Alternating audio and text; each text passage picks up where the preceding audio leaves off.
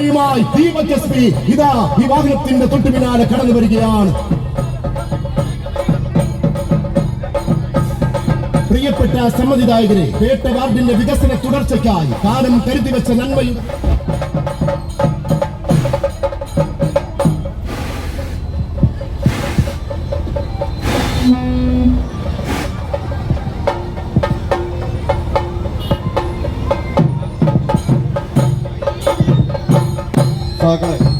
മുഴുവൻ സഹാക്കളും ഇങ്ങോട്ടേക്ക് മാറിയിരിക്കേണ്ടതാണ്.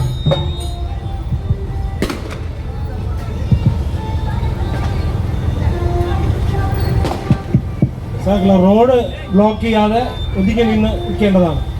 ഇനി ആരെങ്കിലും സ്വീകരണം കൊടുക്കാനുണ്ടെങ്കിൽ സ്വീകരണം കൊടുക്കുക. സ്വീകരണത്തിന് നന്ദി രേഖപ്പെടുത്തിക്കൊണ്ട് സ്ഥാനാർത്ഥി സംസാരിക്കും.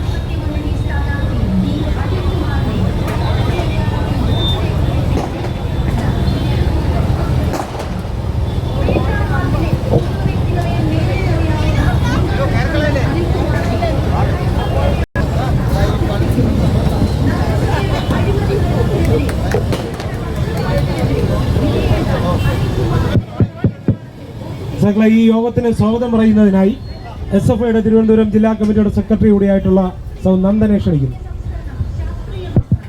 ഏറ്റവും പ്രിയപ്പെട്ട സഖാക്കളെ, ഏറ്റവും ആവേശപൂർവമാണ് ഇന്ന് നമ്മുടെ സ്ഥാനാർത്ഥിയുടെ പര്യടനം ഇവിടെ അവസാനിക്കുന്നത്.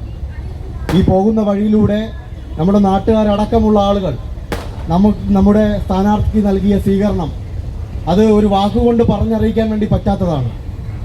ഇപ്പോൾ തന്നെ ഈ പേട്ടയ്ക്കകത്ത് നിന്നുകൊണ്ട് പേട്ടയുടെ ജനങ്ങൾ പറയുന്നു, 13-ാം തീയതി റിസൾട്ട് സഖാവ് SP ദീപക് വൻപിച്ച ഭൂരിപക്ഷത്തോടെ പേട്ടയിൽ നിന്ന് വിജയിക്കുമെന്ന് ഇവിടെ പേട്ടയുടെ ജനങ്ങൾ ഉറപ്പ് പറയുന്നു എന്നുള്ളതാണ് ഇവിടെ മനസ്സിലാക്കാൻ വേണ്ടി സാധിക്കുന്നത്.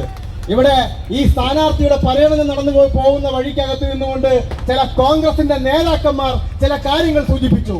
ആ കോൺഗ്രസിന്റെ നേതാക്കന്മാരോട് ഇവിടെ ഇടതുപക്ഷ ജനാധിപത്യ മുന്നണിക്ക് ചോദിച്ചു വെക്കാൻ വേണ്ടി ചില കാര്യങ്ങളുണ്ട്. ഈ നാടിനകത്ത് നാടിന്റെ ജനങ്ങൾ ഇവിടെ വലിയ പ്രശ്നങ്ങളെല്ലാം അനുഭവിച്ച ഘട്ടത്തിനകത്തും ഈ കോവിഡ് കാലഘട്ടം ഈ പ്രളയം